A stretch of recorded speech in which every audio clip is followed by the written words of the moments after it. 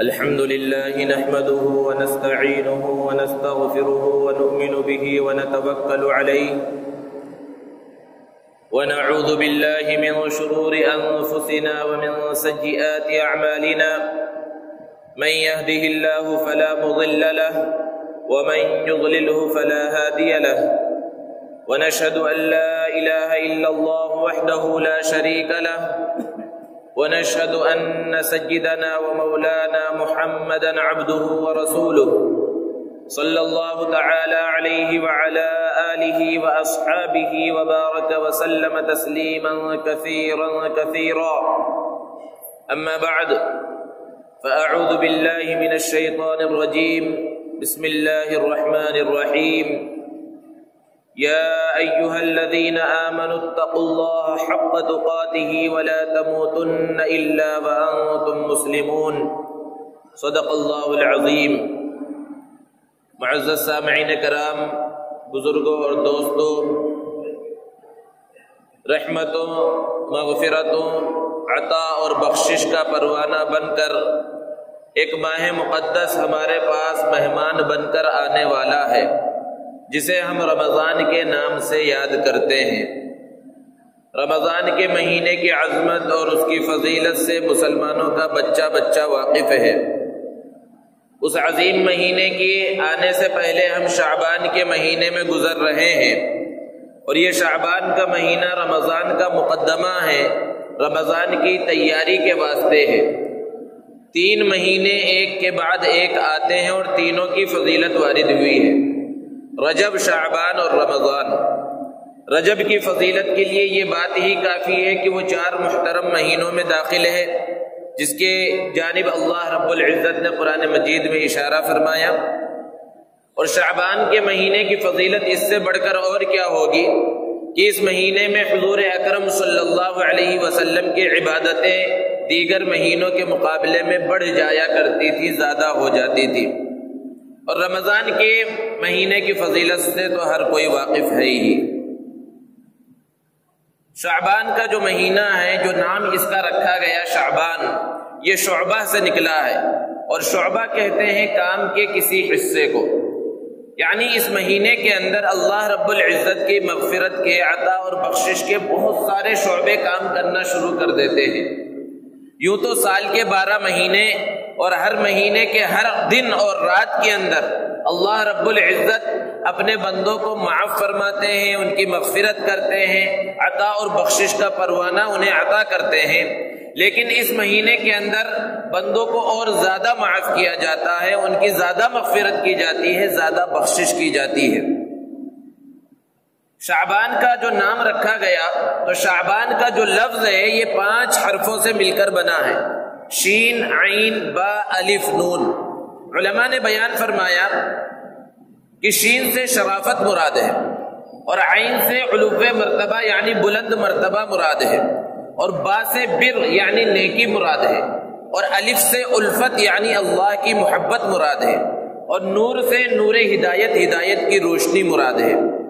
اس کے اندر اس بات کی جانب اشارہ ہے گویا کہ اگر اس مہینے کے اندر ہم اللہ کو راضی کریں گے، اللہ کے احکامات کی اطاعت کریں گے، نبی کریم صلی اللہ علیہ وسلم کے طریقے کے مطابق زندگی گزاریں گے، تو اللہ رب العزت ہمیں ان 5 انعامات سے سرفراز فرمائیں گے۔ اللہ رب العزت ہمیں شرافت عطا فرمائیں گے، اور جسے اللہ رب العزت شرافت اور عزت عطا فرما دے، کوئی اسے ذلیل نہیں کر سکتا۔ اسی طرح اللہ رب العزت ہمارے مرتبے کو بلند فرمائیں گے، اور جس کے مرتبے کو اللہ رب العزت بلند کر دے، اس کے مرتبے کو کوئی گھٹا نہیں سکتا۔ اللہ رب العزت نیکی کی توفیق عطا فرمائیں گے، اور جسے نیکی کی توفیق مل گئی وہ دنیا میں بھی کامیاب اور آخرت میں بھی کامیاب ہو گیا۔ اسی طرح اللہ رب العزت اپنی محبت عطا فرمائیں گے، اور اللہ رب العزت کی محبت جسے مل گئی وہ کامیاب ہے، کیونکہ جب اللہ رب العزت بندے سے محبت کرنے لگتے ہیں تو ساری مخلوقات اس بندے سے محبت کرنے لگ جاتی ہیں، اور ہر طرف اس بندے کا چرچا ہوتا ہے۔ اللہ رب العزت ہدایت کی روشنی عطا فرمائیں گے، اور ایک مسلمان کے واسطے سب سے بنیادی چیز یہی ہدایت ہے، یہ ہدایت کی روشنی ہے، ایمان کی روشنی ہے جو اللہ رب العزت نے ہمیں عطا فرمائی ہے۔ یہاں فکر اصل میں مسلمانوں کی یہ ہے کہ اس ہدایت کی روشنی کے ساتھ ہی ہمارا دنیا سے خاتمہ ہو جائے، اور اس دوسری دنیا کے اندر جب ہم پہنچے تو ایمان کی حالت میں ہم پہنچے۔ یہی ایک انسان کی فکر ہونی چاہیے، یہی ایک انسان کی کوشش ہونی چاہیے۔ تو یہ شعبان کے مہینے کی ایک اعتبار سے عظمت ہے اور فضیلت ہے۔ دوستو، ہمارے پاس 3 دن ہیں، ایک وہ دن ہے جو کل کا ہے جو گزر چکا، اور ایک وہ دن ہے جو آج کا ہے جس میں ہم موجود ہیں، اور ایک وہ دن ہے جو کل آنے والا ہے۔ کل کا دن جو گزر چکا، دنیا کی پوری دولت دے کر اب اسے واپس نہیں لایا جا سکتا، اس کے اندر جو کچھ ہم نے کیا وہ اللہ کے رجسٹر میں لکھا جا چکا، اچھا یا برا۔ آج کا جو دن ہے یہ ہمارے ہاتھ میں ہے، اللہ نے اختیار دیا ہے، ہم چاہیں تو اچھے اعمال کر لیں اور اپنی آخرت کو سنوار لیں، اللہ کو راضی کر لیں، اور چاہے تو برے اعمال کر کے اپنی آخرت کو اور اپنی عقبہ کو برباد کر لیں۔ اور ایک آنے والا دن ہے جو یقینی نہیں ہے، کوئی انسان یہ نہیں کہہ سکتا کہ کل کے دن میں پہنچ ہی جاؤں گا، کیونکہ اللہ رب العزت نے بیان فرمایا اذا جاء اجلهم لا يستأخرون ساعة ولا يستقدمون، کہ موت کا پیغام اگر آ گیا تو ایک لمحہ نہ آگے ہوگا نہ پیچھے ہوگا، اور موت کا وقت کب کس کا متعین ہے یہ کوئی نہیں جانتا۔ تو ہمارے پاس صرف آج کا دن ہے، کل کا دن گزر چکا، اور جو آنے والا کل ہے وہ یقینی نہیں ہے۔ اس اعتبار سے دیکھا جائے، مہینوں کے اعتبار سے، تو کل کا جو دن تھا وہ رجب کا مہینہ تھا، کہ رجب کی مہینے کی فضیلت تھی، لیکن وہ مہینہ گزر چکا۔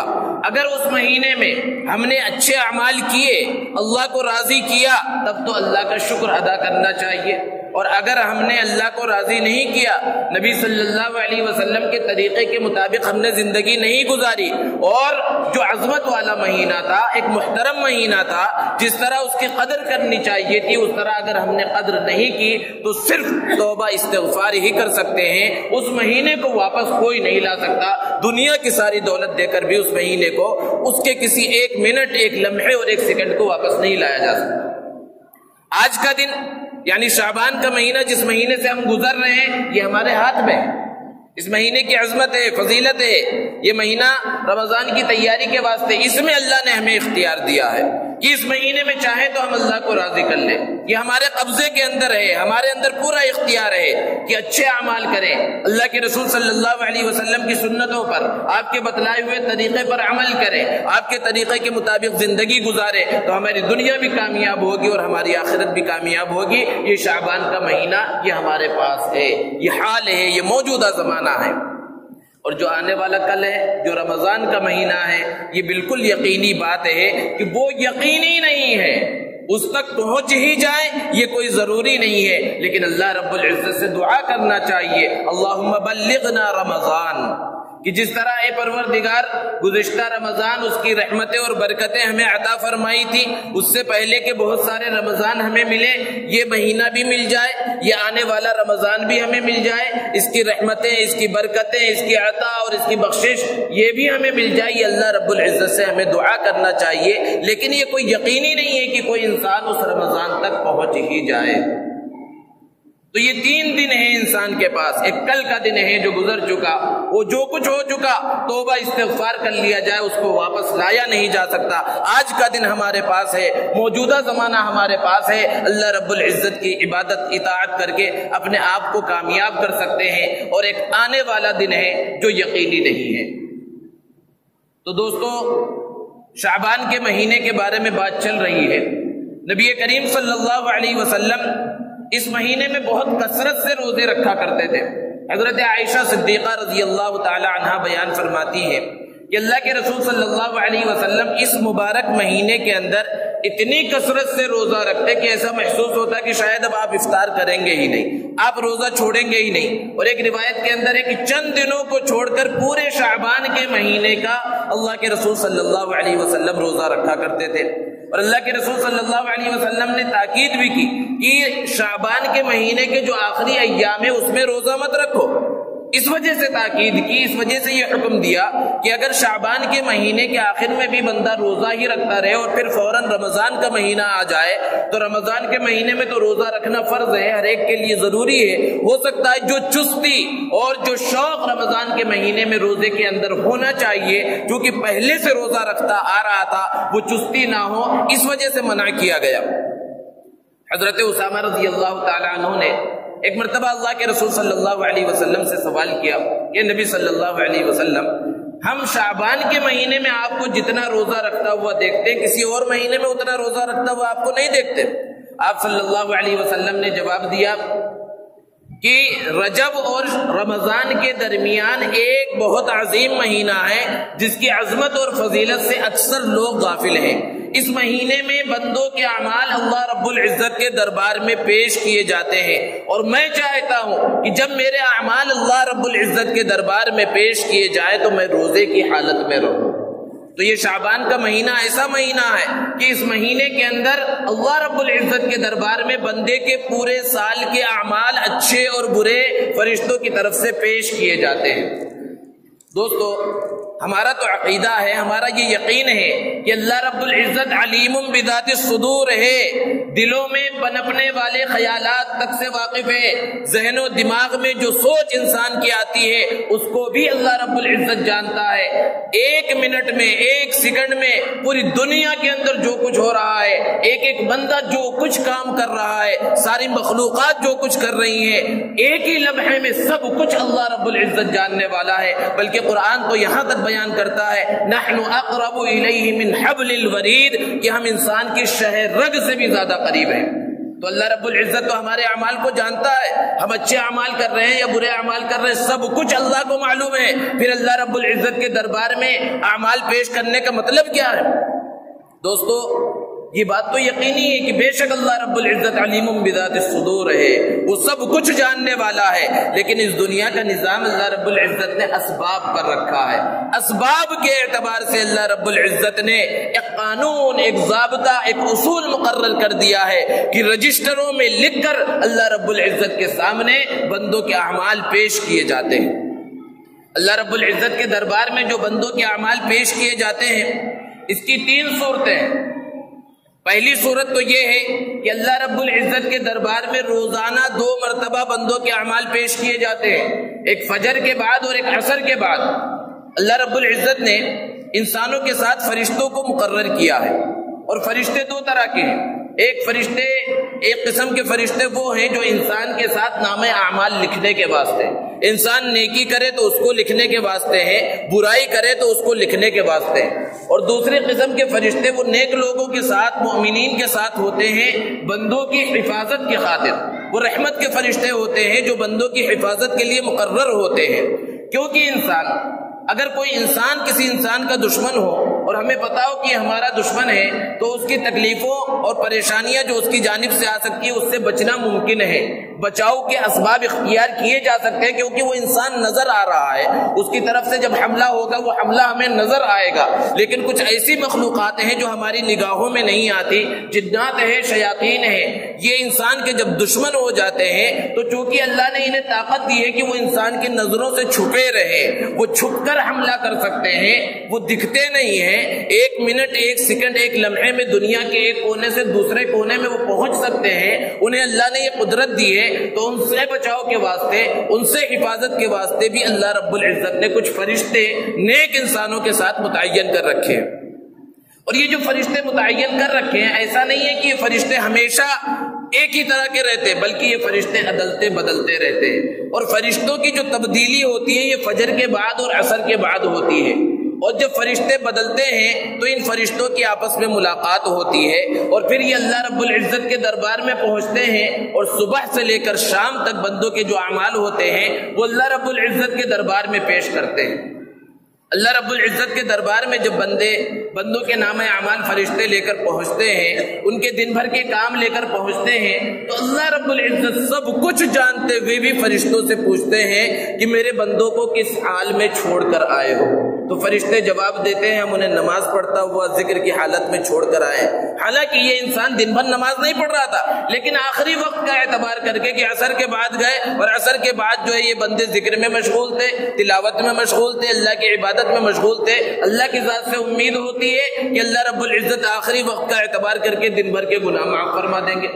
اسی طرح صبح کے وقت میں فرشتے اللہ رب العزت کے دربار میں پیش ہوتے ہیں۔ یہی وجہ ہے کہ ہم نمازوں کے اندر دیکھتے ہیں کہ 5 نمازوں میں سے 3 نمازوں کے اندر مختصر دعا کی جاتی ہے، دعا کرنا ہے، اور اس کے بعد انسان دوسری سنتوں اور نوافل میں لگ جاتا ہے۔ لیکن فجر اور عصر کے بعد لمبی تسبیحات پڑھی جاتی ہیں، اور پھر یہ تو مختصر ہیں تسبیحات، اگر اللہ نے توفیق دی تو اس کے بعد اور مزید ذکر و اذکار میں مشغول ہونا چاہیے، کیونکہ یہ فرشتوں کی تبدیلی کا وقت ہوتا ہے۔ تو یہ فرشتے اللہ رب العزت کے دربار میں روزانہ 2 مرتبہ بندوں کے اعمال پیش کرتے ہیں۔ تو بندوں کے اعمال کے پیش کرنے کا ایک طریقہ تو یہ ہے کہ روزانہ دن میں 2 مرتبہ بندوں کے اعمال اللہ کے دربار میں پیش ہوتے ہیں۔ اور دوسرا، نبی کریم صلی اللہ علیہ وسلم پیر اور جمعرات کے دن اکثر روزہ رکھا کرتے تھے۔ اللہ کے رسول صلی اللہ علیہ وسلم سے پوچھا گیا کہ خاص ان 2 دنوں میں اللہ کے رسول آپ روزہ کیوں رکھتے ہیں؟ آپ صلی اللہ علیہ وسلم نے ارشاد فرمایا کہ ہفتے میں یہ 2 دن ایسے ہیں جس میں بندوں کے اعمال اللہ رب العزت کے دربار میں پیش ہوتے ہیں۔ تو ہفتے میں بھی 2 مرتبہ اللہ رب العزت کے دربار میں بندوں کے نام اعمال کو، بندوں کے اعمال کو چاہے اچھے ہوں یا برے ہوں، اللہ رب العزت کے دربار میں پیش کیا جاتا ہے۔ اور پھر سال میں 1 مرتبہ شعبان کے مہینے میں اللہ رب العزت کے دربار میں بندوں کے نام اعمال کو پیش کیا جاتا ہے۔ اسی لیے اللہ کے رسول صلی اللہ علیہ وسلم اس مہینے کے اندر کثرت سے روزہ رکھا کرتے تھے۔ تو اگر اللہ رب العزت نے ہمیں توفیق دی ہے اور آسانی کے ساتھ اس مہینے میں ہم روزہ رکھ سکتے ہیں، تو زیادہ سے زیادہ جتنا ہو سکے اتنا روزہ رکھنا چاہیے، کیونکہ اللہ کے رسول صلی اللہ علیہ وسلم کی سنت ہے۔ دوستو، ابھی ہم نے سنا کہ روزانہ 2 مرتبہ اللہ رب العزت کے دربار میں بندوں کے اعمال پیش کیے جا رہے ہیں، ہفتے میں 2 مرتبہ اللہ رب العزت کے دربار میں بندوں کے اعمال پیش کیے جا رہے ہیں، اور پھر پورے سال کا نام اعمال اللہ رب العزت کے دربار میں پیش کیا جا رہا ہے۔ یہ یقین ہے، کیوں یقین ہے؟ کیونکہ پیارے آقا صلی اللہ علیہ وسلم نے ہمیں اس بات کو بتلایا ہے۔ لیکن ہم اپنی زندگیوں کے اوپر نگاہ ڈالیں، ہم اپنا محاسبہ کریں کہ کیا جو یقین ہے اور جو بات اللہ کے رسول صلی اللہ علیہ وسلم نے بتلائی ہے کہ اللہ کے سامنے ہمارے اعمال پیش کیے جا رہے ہیں، کیا ہمارے اعمال اس لائق ہیں؟ ہم اپنے اعمال کو اس طرح بنا رہے ہیں، اس طرح مزین کر رہے ہیں کہ وہ اللہ کے دربار میں پیش کیے جا سکے؟ آج دنیا کے اندر ہمارا حال کیا ہے کہ والدین کے سامنے ہم گناہ کرتے ہوئے ڈرتے ہیں کہ یہ فلاں برا کام ہے، والدین کے سامنے نہیں کرنا چاہیے، والدین دیکھیں گے تو ناراض ہوں گے۔ اپنے بڑوں کے سامنے، اپنے اساتذہ کے سامنے بعض گناہوں سے ہم بچتے ہیں، غلط کاموں سے بچتے ہیں کہ استاد اگر دیکھے گا تو ہمیں سخت سزا دے گا یا ہمیں ڈانٹے گا یا ہم کو پسند نہیں کرے گا۔ تو گناہوں کے واسطے ہم ایسی جگہوں کا انتخاب کرتے ہیں جہاں والدین نہ دیکھ رہے ہوں، رشتہ دار نہ دیکھ رہے ہوں، اساتذہ نہ دیکھ رہے ہوں، دوست و احباب نہ دیکھ رہے ہوں۔ لیکن کیا کوئی دنیا میں ایسی جگہ بھی ہے جہاں پروردگار نہ دیکھ رہا ہو؟ والدین کی نگاہوں سے بچنا چاہتے ہیں، اساتذہ اور دوست و احباب کی نگاہوں سے بچنا چاہتے ہیں، لیکن اللہ رب العزت کی نگاہوں سے ہم بچنا نہیں چاہتے۔ اللہ رب العزت ہر جگہ پر، ہر مقام پر، ہر وقت دیکھ رہا ہے، ہر وقت کی نگرانی کر رہا ہے۔ وہ شہرک سے زیادہ قریب ہے، سب کچھ اللہ رب العزت دیکھ رہا ہے۔ کہ اللہ رب العزت سے اور اللہ رب العزت کی نگاہ سے اور اللہ رب العزت کے سامنے پیش ہونے کا کوئی خوف ہے، کوئی ڈر ہے؟ قرآن نے اسی کو بیان کیا، وَأَمَّا مَنْ خَافَ مَقَامَ رَبِّهِ وَنَهَى النَّفْسَ عَنِ الْهَوَىٰ۔ کہ تقویٰ کیا ہے جو کہا جاتا ہے تقویٰ اختیار کرو، یا ایھا الذین آمنوا اتقوا اللہ حق تقاتہ، اے ایمان والو اللہ سے ڈرو جیسا ڈرنے کا حق ہے۔ یا ایھا الذین آمنوا اتقوا اللہ مختلف مقامات پر بیان کیا گیا، اللہ سے ڈرو، تقویٰ اختیار کرو۔ تقویٰ ہے کیا؟ وَأَمَّا مَنْ خَافَ مَقَامَ رَبِّهِ، کہ اپنے پروردگار کے سامنے کھڑے ہونے سے ڈرو۔ اس بات کو سوچو، یقین کرو کہ ایک دن ہمیں پروردگار کے سامنے کھڑا ہونا ہے۔ کیا ان اعمال کے ساتھ جو دنیا میں ہم کر رہے ہیں، ان اعمال کے ساتھ اللہ رب العزت کے دربار میں ہم کھڑے ہو سکیں گے؟ اس بات کو اپنے دل و دماغ کے اندر مستحضر کرنا ہے کہ ایک دن اللہ کے دربار میں کھڑے ہونا ہے، اللہ کے سامنے حساب دینا ہے۔ وَنَهَى النَّفْسَ عَنِ الْهَوَىٰ، اور نفسانی خواہشات سے اپنے آپ کو بچانا، یہ اصل میں تقویٰ ہے، یہ تقوی کی بنیاد ہے۔ اللہ رب العزت کے سامنے ہمیں کھڑا ہونا ہے۔ دوستو آج حال یہ ہے کہ اگر کہیں نبی کریم صلی اللہ علیہ وسلم کی مبارک شان میں گستاخی کی جائے تو مسلمان اپنے جذبات پر قابو نہیں رکھ پاتا اور مرنے مارنے پر لڑنے پر آمادہ ہو جاتا ہے، اور یہ بالکل محمد عربی صلی اللہ علیہ وسلم کی محبت کا تقاضا ہے کہ کوئی گستاخ اللہ کے رسول صلی اللہ علیہ وسلم کی شان میں نازیبا کلمات کہے اور گستاخی کرے تو مسلمان چاہے ادنا درجے کا مسلمان ہو اس کی ایمانی غیرت جاگ جاتی ہے، کیونکہ نبی کریم صلی اللہ علیہ وسلم سے محبت ایمان کا تقاضا ہے اور بے شک ہونا چاہیے۔ کہیں قرآن کریم کے بارے میں ہمارے کانوں میں یہ بات پڑتی ہے کہ قرآن مجید کے ساتھ بے حرمتی کی گئی ہے، قرآن مجید کے اوراق جلائے گئے ہیں، تو ہم اپنے جذبات پر قابو نہیں رکھ پاتے اور لڑنے مارنے پر آمادہ ہو جاتے ہیں۔ کیوں؟ یہ اللہ کا کلام ہے، یہ عظیم کلام ہے، وہ بالکل ہونا چاہیے۔ لیکن دوستو ہم اپنی زندگیوں پر غور کریں کہ نبی کریم صلی اللہ علیہ وسلم کی محبت کے تقاضے پر جہاں ہم لڑنے پر آمادہ ہو جاتے ہیں اور نبی کریم صلی اللہ علیہ وسلم کی محبت اور قرآن کی محبت پر ہم آگے بڑھ جاتے ہیں، نبی کریم صلی اللہ علیہ وسلم کی سنتوں پر بھی ہم عمل کر رہے ہیں، نبی کریم صلی اللہ علیہ وسلم کے فرامین پر بھی ہم عمل کر رہے ہیں، نبی کریم صلی اللہ علیہ وسلم کے احکامات پر بھی ہم عمل کر رہے ہیں۔ اور یہ قرآن مجید جو نازل ہوا ہے یہ صرف عام کتاب نہیں ہے، اور یہ صرف مردوں کو بخشنے کے واسطے اور طاقوں میں سجا کر رکھنے کے واسطے یہ کتاب نہیں ہے، یہ نظام حیات ہے، ساری زندگی کا نظام اس کے اندر موجود ہے۔ جہاں قرآن کے ساتھ بے حرمتی کی جاتی ہے ہم کھڑے ہو جاتے ہیں، کیا اس قرآن کے فرمودات پر، قرآن کے احکامات پر بھی عمل کرنے کے واسطے ہم کھڑے ہوتے ہیں؟ اگر کھڑے ہوتے ہیں تو بہت اچھی بات ہے، اللہ کا شکر ادا کرنا چاہیے۔ لیکن عام طور پر ایسا دیکھا جاتا ہے کہ نبی کریم صلی اللہ علیہ وسلم کی سنتوں کو ہم خود اپنے پاؤں تلے روند رہے ہوتے ہیں، قرآن مجید کے احکامات کو جانتے بوجھتے ہوئے قرآن مجید کے احکامات پر ہم عمل نہیں کرتے۔ جگہ جگہ پر قرآن مجید میں بہت سارے احکامات دیے گئے ہیں، اللہ رب العزت نے احکامات کو بیان فرمایا۔ ہم اپنا محاسبہ کریں، کیا ہم قرآن مجید کے احکامات پر عمل کر رہے ہیں؟ نبی کریم صلی اللہ علیہ وسلم کے فرمودات پر عمل کر رہے ہیں؟ چند مثالیں صرف لے لیجئے کہ قرآن مجید میں اللہ رب العزت نے بڑے بڑے گناہوں کا تذکرہ کیا، جس میں سے ایک گناہ ہے سود، اور سود کو بڑے سخت انداز میں اللہ رب العزت نے قرآن مجید کے اندر بیان فرمایا ہے کہ سود بہت بڑا گناہ ہے، اور جو سودی کاروبار کرتے ہیں، سودی لین دین کرتے ہیں، اللہ رب العزت نے فرمایا ان کے لیے اللہ اور اس کے رسول سے جنگ کا اعلان ہے۔ کسی کے اندر یہ طاقت ہے کہ وہ اللہ اور اس کے رسول سے جنگ کر سکے؟ سود کو اتنے سخت انداز میں بیان کیا۔ اللہ کے رسول صلی اللہ علیہ وسلم نے معراج کے سفر میں سود خوروں کی بڑی سخت سزائیں دیکھی، بارہا ہم ان احادیث کو سنتے ہیں۔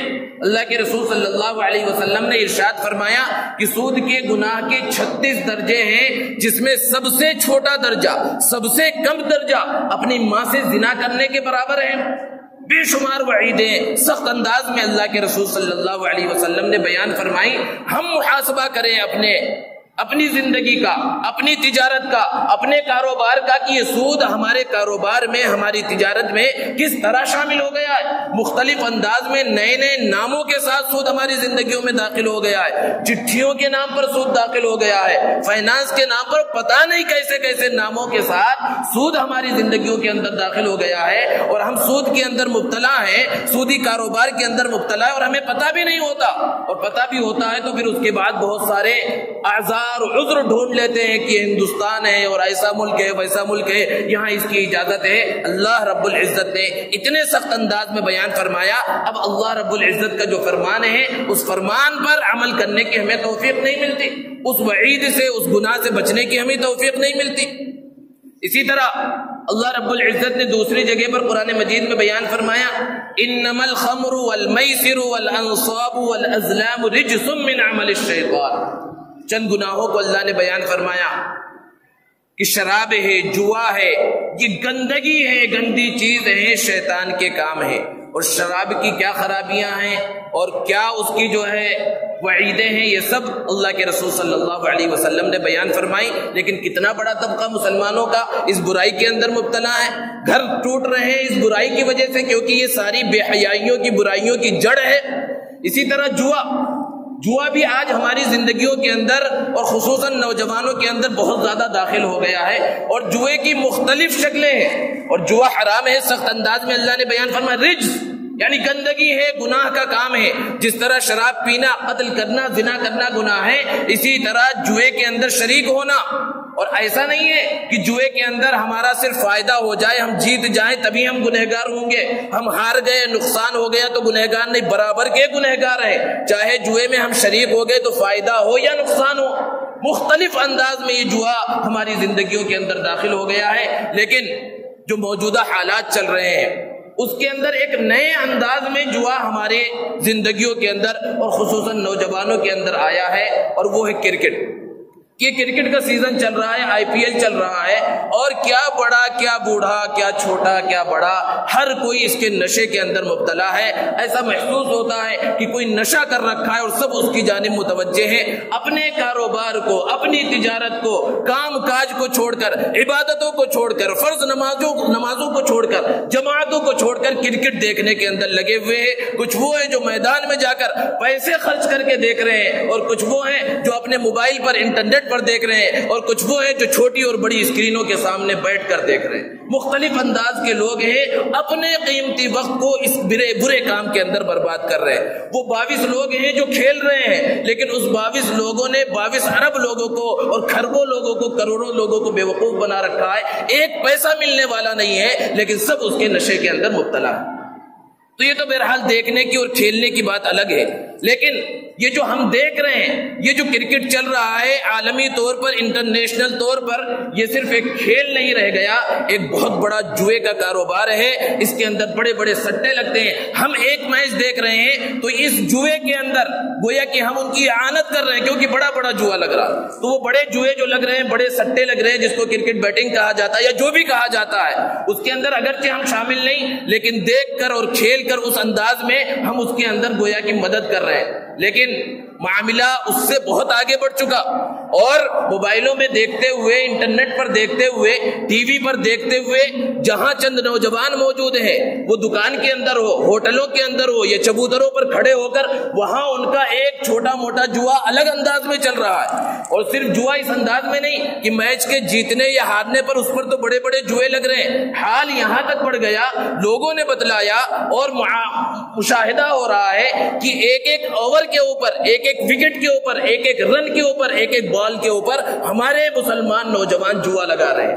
آپس میں چند نوجوان کھڑے ہوتے ہیں اور وہاں طے کرتے ہیں کہ اس بال کے اوپر چوکا لگے گا یا چھکا لگے گا، اور اس پر 500,000 روپے کی شرط لگا دی جاتی ہے، اور ایک جیتتا ہے، ایک ہارتا ہے.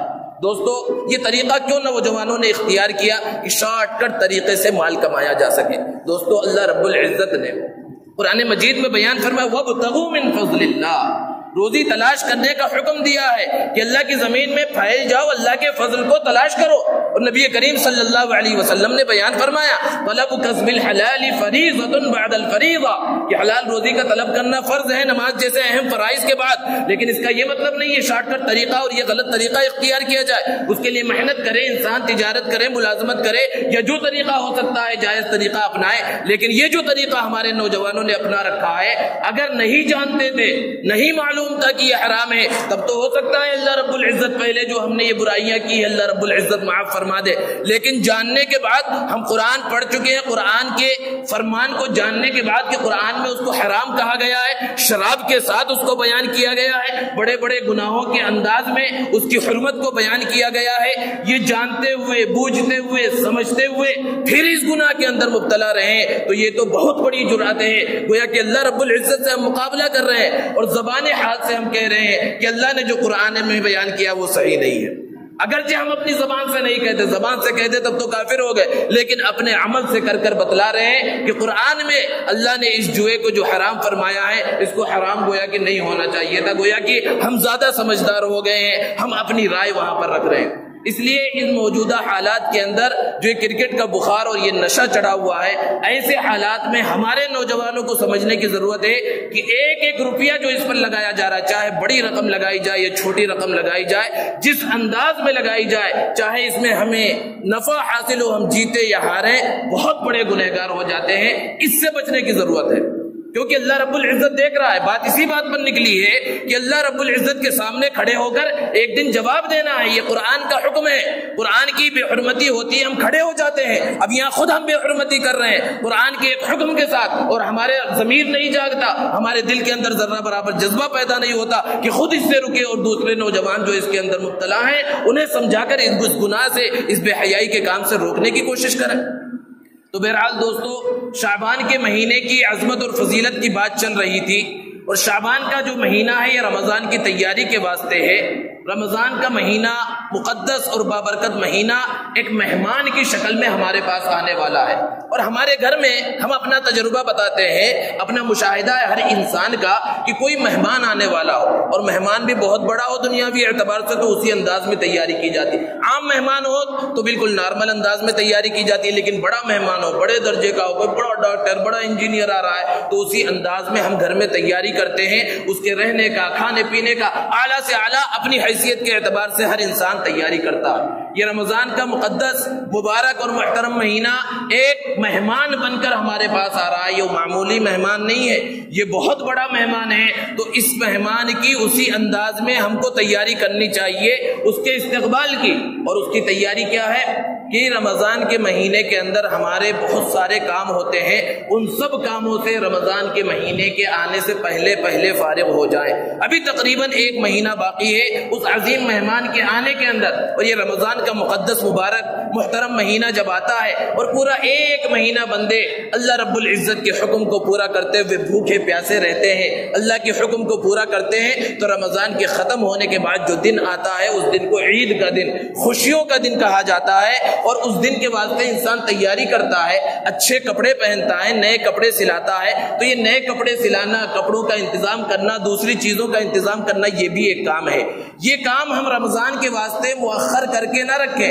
یہ شاپنگ وغیرہ، چپل خریدنا، جوتے خریدنا، ان سب کاموں کو رمضان کے واسطے مؤخر نہ کریں، بلکہ ان سب کاموں سے ہم رمضان کے مہینے کے آنے سے پہلے فارغ ہو جائے، اور کوئی کام ہمارا رمضان کے اندر باقی نہ رہے جس کی وجہ سے ہماری عبادتوں کے اندر خلل ہو. حالات یہ ہوتے ہیں کہ آخری عشرہ، جہنم سے آزادی کا عشرہ چل رہا ہوتا ہے، شب قدر جیسی مبارک راتیں ہوتی ہیں، لیکن ان راتوں کے اندر مسلمان چوراہوں پر، بازاروں کے اوپر نظر آتے ہیں، شاپنگ مالوں کے اندر نظر آتے ہیں، اور وہاں پر اپنی جو ہے عید کی تیاری کر رہے ہوتے ہیں. جو اللہ رب العزت سے لینے کا وقت ہوتا ہے، اللہ رب العزت کو منانے کا وقت ہوتا ہے، ان اوقات کو ایسے کاموں میں ہم صرف کر رہے ہوتے ہیں. تو ضرورت اس بات کی ہے کہ اس عظیم مہینے کے آنے سے پہلے رمضان کی ہم تیاری کر لیں. یہ سب سے صحیح انداز ہے رمضان کے استقبال کرنے کا اور شعبان کے مہینے کی صحیح طرح سے قدر کرنے کا. اللہ رب العزت ہم سب کو رمضان کے جو مہینہ آنے والا